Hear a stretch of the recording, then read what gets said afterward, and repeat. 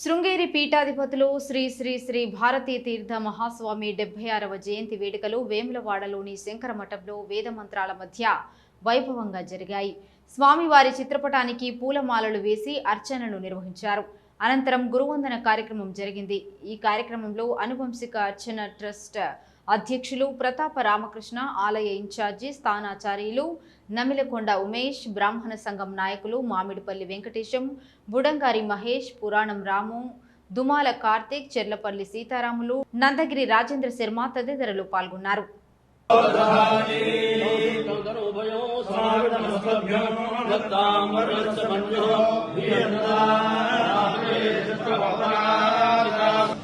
శ్రీ శ్రీ శ్రీ శృంగేరి పీఠాధీశ్వరులైనటువంటి శ్రీ భారతీ తీర్థ స్వామి వారి 76వ వర్ధంతి జన్మదినోత్సవం సందర్భంగా ఈ వేములవాడ శంకర మఠంలో మనం వారి యొక్క గురువందన కార్యక్రమం జరుపుకున్నాము. శృంగేరి దక్షిణామ్నాయ శృంగేరి ఆదిశంకరాచార్యులు స్థాపించినటువంటి 4 పీఠాలలో ప్రధానమైనటువంటిది వేద విద్య ప్రాప్తి కొరకు భారతదేశంగా కూడా ప్రపంచమంతా అలుమూలల వేద విద్య ప్రాప్తికై నెలకొల్పినటువంటి పీఠాలలో ముఖ్యమైనటువంటి శృంగేరి. మనమంతా కూడా శృంగేరి యొక్క పరంపరను ఫాలో అవుతూ వస్తున్నాము. వారి యొక్క ఆశీస్సులు సమస్త జనాభాల మీద ప్రజలందరూ సుఖ సంతోషాలతో ఉండాలని ఈ విధంగా కోరుకుంటూ ధన్యవాదాలు. శృంగేరి పీఠం హిందూ ధర్మానికి, శాస్త్రాలకు అనేకంగా మూలం.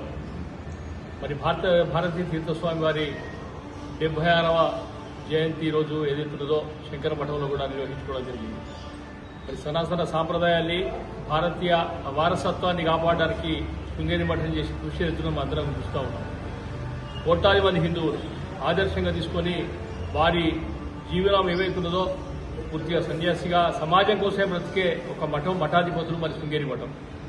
మరి ఈరోజు ప్రత్యేకంగా ఇక్కడ వేములవాడలోని ఈ శంకర మఠంలో కూడా మరి జన్మదిన కార్యక్రమం నిర్వహించడం జరిగింది కనుక మరి ఆశీస్సులు ఈ దేశం పైన, ధర్మం పైన, సమాజం పైన కూడా ఉండాలని కూడా ఆ భగవంతుని ప్రార్థిస్తూ ఉన్నాం.